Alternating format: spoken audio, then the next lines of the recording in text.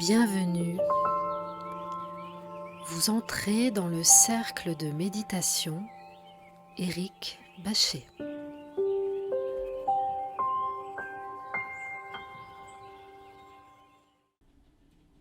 Installez-vous confortablement. Voilà. Et nous allons commencer cette séance de méditation.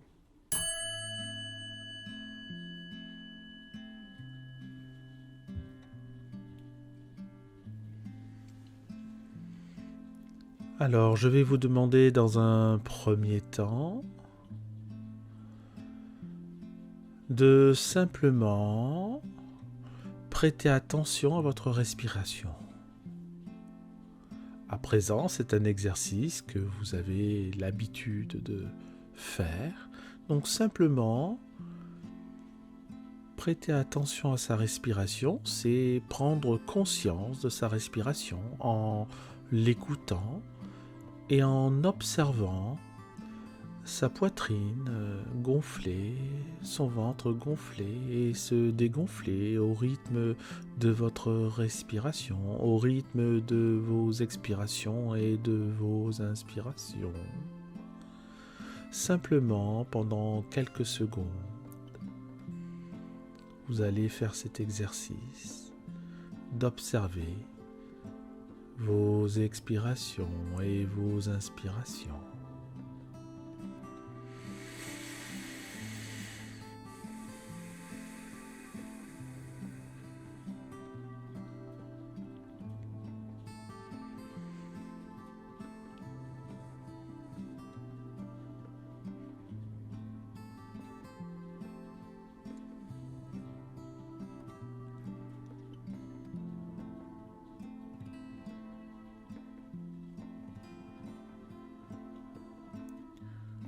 À présent, si ça n'est pas déjà fait, vous allez fermer les yeux. Voilà, tranquillement, vous fermez les yeux. Vos paupières sont fermées. Et vous allez, les yeux fermés, reprendre cet exercice pendant quelques secondes. Voilà. Vous concentrez sur vos expirations et vos inspirations.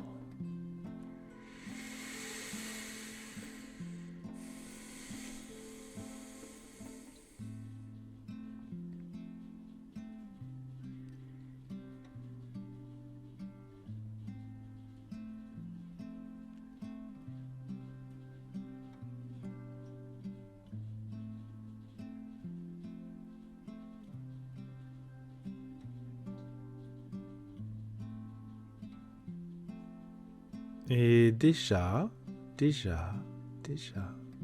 vous pouvez remarquer que vous êtes un peu plus apaisé qu'il y a quelques secondes. Simplement, en écoutant votre corps, vous avez remarqué que vous pouviez, de manière pratiquement immédiate, accéder à une certaine sérénité. Sérénité du corps et de l'esprit, du mental tout du moins.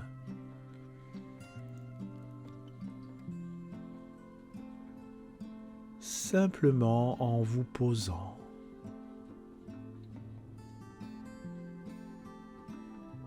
De la même manière qu'un verre plein d'argile, si vous essayez de secouer ce verre pour vous débarrasser de l'argile, vous n'y arriverez pas. L'argile se mélangera à l'eau. Alors que si vous posez le verre, simplement l'argile va descendre au fond du verre et l'eau redeviendra transparente. Et c'est un peu la même chose avec vous, avec votre mental. Si vous laissez vos pensées reposer, votre esprit deviendra plus clair. Je répète, si vous laissez vos pensées reposer, votre esprit deviendra plus clair, plus limpide, plus serein, plus calme.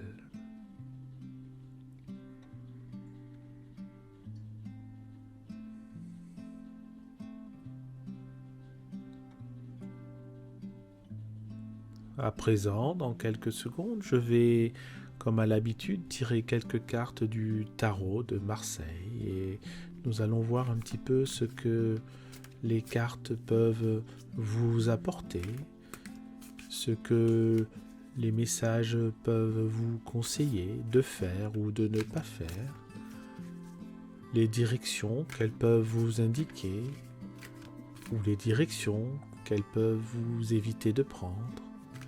Nous allons voir tout cela dans quelques secondes.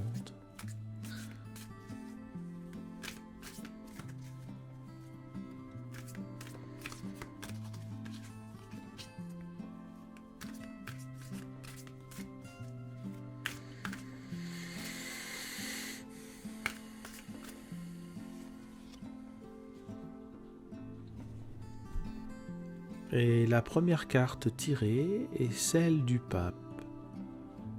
Le pape nous parle de l'enseignement, le fait d'apprendre, le fait de se cultiver aussi. Nous parle aussi d'apprendre peut-être à travers des expositions, des déplacements, en tout cas apprendre à travers les autres, apprendre des autres, apprendre de l'histoire aussi, l'histoire qui est très intéressante, l'histoire de France notamment, l'histoire du monde. En tout cas, l'histoire des personnes qui ont vécu, qui nous ont précédés avant nous.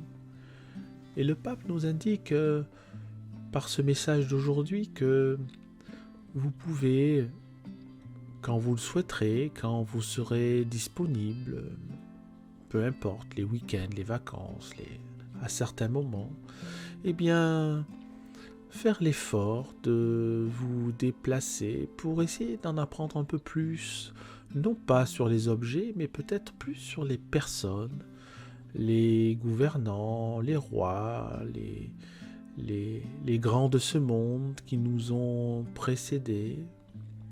C'est peut-être quelque chose que vous faites régulièrement, mais ce que je voudrais vous indiquer là, c'est que il y a peut-être un peu plus d'intérêt à s'intéresser justement aux personnes plus qu'aux objets, aux enseignements des personnes plus qu'aux personnes, c'est-à-dire à rechercher dans le passé ce que nous ont légué de manière intellectuelle ou de manière spirituelle les gens qui nous ont précédés. Pensez à cela, mettez ça dans un coin de votre tête et la prochaine fois que vous irez voir une exposition, essayez de voir dans les objets que vous verrez si les personnes qui ont créé ces objets ont ensuite établi des fondements, les fondements d'une certaine spiritualité, les fondements d'une certaine manière de travailler. Je pense que ça pourrait être vraiment très enrichissant pour vous. Le pape, cette carte en tout cas du pape aujourd'hui, ici maintenant, m'indique tout cela. Préférez, encore une fois, les hommes aux objets et préférez les messages aux personnes. Vraiment recherchez, parce que c'est ce qui vous convient le mieux, recherchez le message derrière le message, recherchez le message derrière l'objet, recherchez le message derrière l'homme. Qu'est-ce qu'il a voulu dire en créant cet objet? Qu'est-ce qu'il a voulu dire en écrivant ce livre? Qu'est-ce qu'il a voulu dire en bouleversant la société? Je pense que c'est une piste qui est à ne pas négliger. Nous allons à présent, en tirant une deuxième carte, voir s'il y a une certaine complémentarité à ce message.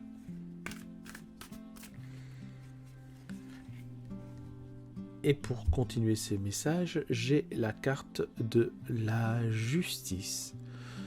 Et par rapport à ce que je viens de dire précédemment, la justice nous indique que agir de cette manière, selon ce que je viens de vous dire, vous apportera un certain équilibre.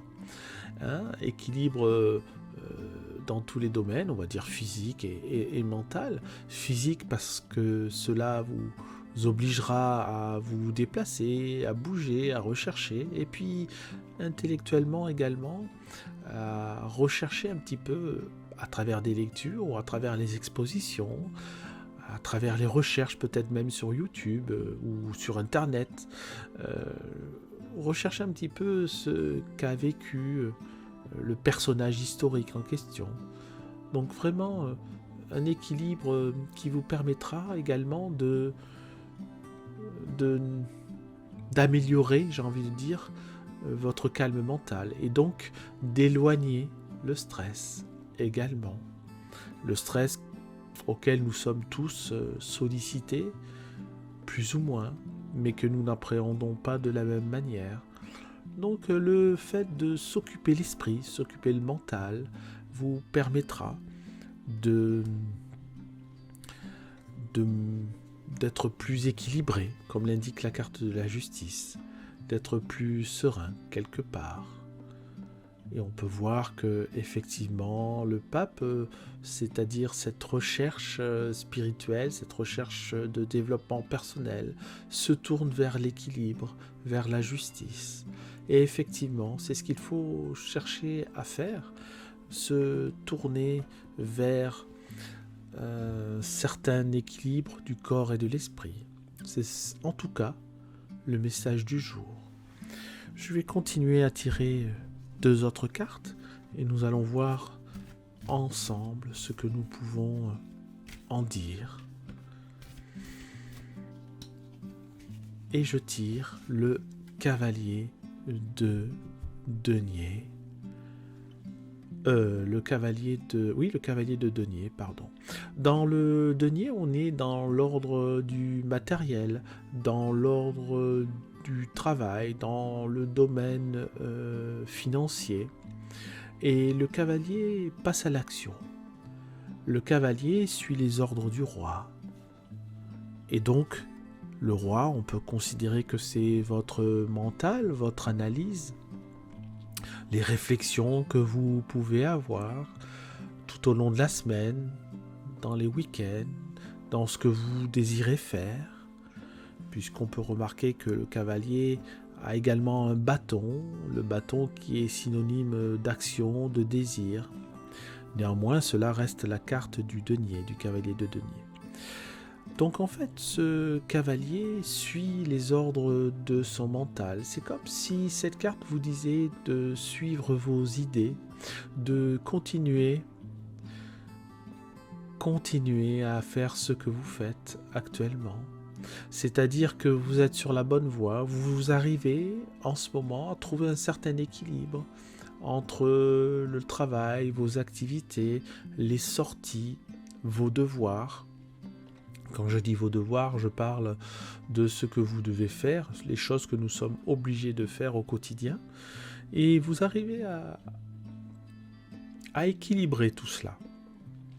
Donc les premières cartes vous ont indiqué, surtout la carte de la justice, que vous deviez trouver cet équilibre à travers des activités, des sorties, axées notamment sur des personnages historiques, comme je vous l'ai indiqué. Et ensuite, le cavalier de denier vous indique que vous êtes de cette manière sur la bonne voie et que vous pourrez également gérer cela d'un point de vue financier et même pratique.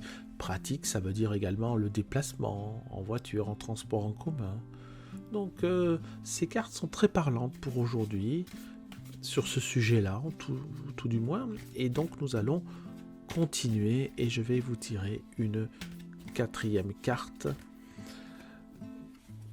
Et cette carte est le 9 de bâton. Le 9, c'est quoi? Le numéro 9, c'est la totalité, c'est l'accomplissement. Et le bâton, on peut considérer que ce sont les actions. Vous voyez, il y avait cavalier de denier qui portait un bâton. Et finalement, ce sont toutes ces actions que vous menez au quotidien, que ce soit au niveau professionnel, dans vos activités.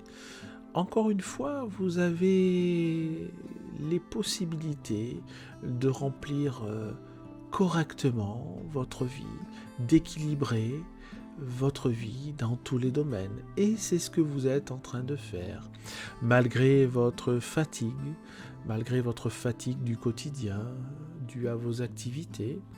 Mais le message du jour est que vous pouvez continuer à faire comme cela, continuer à agir comme cela, continuer à rechercher un certain équilibre, continuer à essayer de un peu moins vous fatiguer si c'est possible, tout en agissant. C'est effectivement quelque chose de pas si évident, mais qui peut, si vous y arrivez, vous apporter de grandes satisfactions, qui peut, si vous y arrivez, vous apporter un grand bien-être, qui peut, si vous y arrivez, vous apporter un équilibre certain dans le domaine corporel et mental, le corps et l'esprit, tout simplement.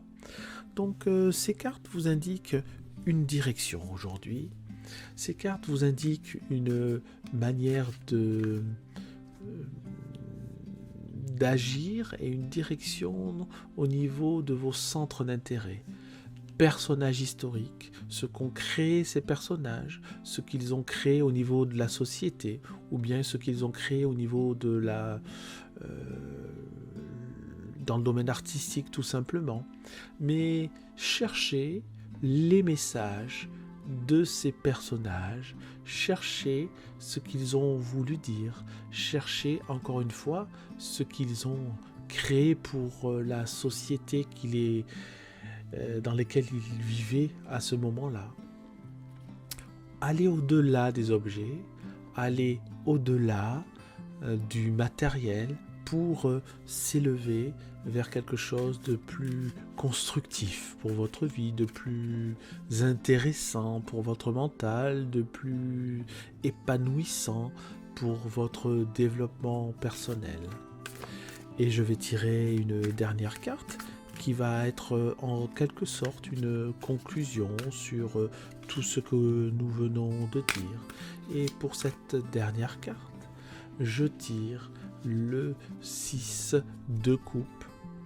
Le 6, c'est entre autres choses le dépassement, aller au-delà, comprendre et appréhender les choses de manière équilibrée également.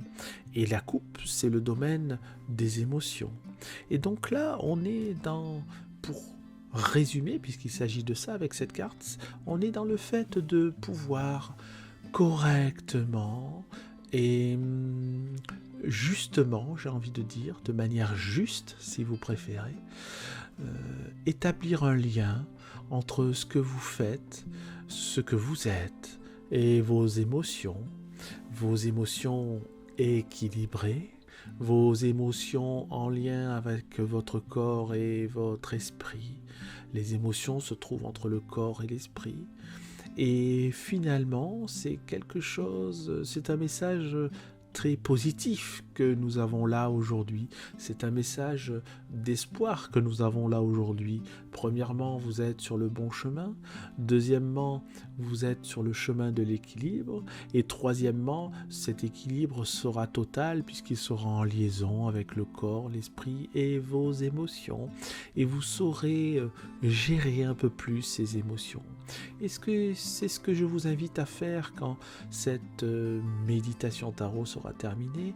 C'est de simplement réfléchir à ce que je vous ai dit, à ce que votre inconscient aussi pourra vous faire ressurgir au cours de la semaine qui arrive et de vous permettre de penser que les messages sont peut-être plus importants que les personnes, de la manière également que les personnes qui ont fait tel ou tel tableau sont peut-être plus importants que les tableaux, que les objets qu'ils ont créés. C'est vrai qu'on a toujours tendance à admirer un tableau, à admirer une œuvre, à admirer un objet artistique. Mais finalement, cet objet est le prolongement de l'homme. Cet objet, ou de l'artiste en tout cas, qu'il soit homme ou femme, cet objet est le prolongement de son message. C'est comme si cet objet était le message en lui-même. Quel est le vrai message de cet objet? Qu'a voulu dire l'artiste en créant telle ou telle œuvre? Je vous laisserai le découvrir. À présent, nous allons prendre quelques secondes. Voilà, pour stabiliser de nouveau notre mental.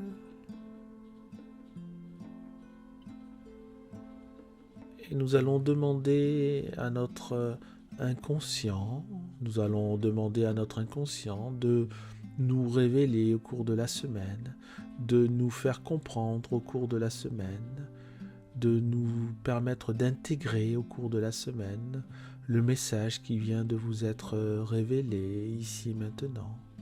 Car même si vous n'avez pas tout saisi, votre inconscient, lui, a tout enregistré, et c'est à lui qu'il faut s'adresser, simplement pour lui demander, de nous permettre de prendre ce que nous avons à prendre.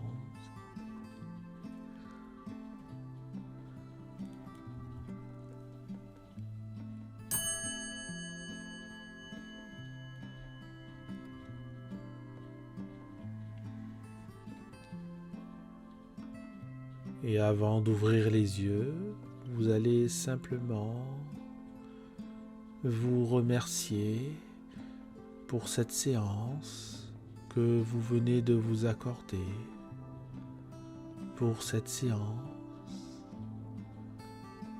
qui est source de bienfaits, pour cette séance de méditation qui pourra, au cours des jours qui vont arriver, vous permettre de vous sentir mieux, vous permettre de capter certains messages. Remerciez-vous pour ce moment.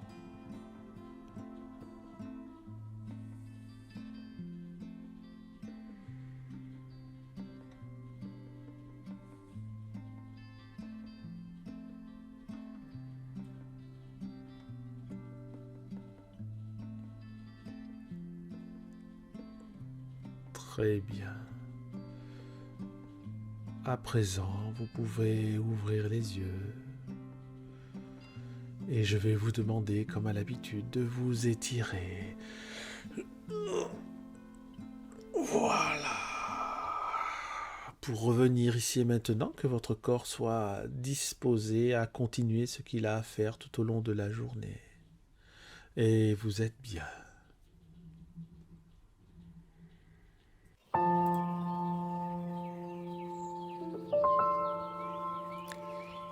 À présent, vous sortez du cercle de méditation et son énergie vous accompagne.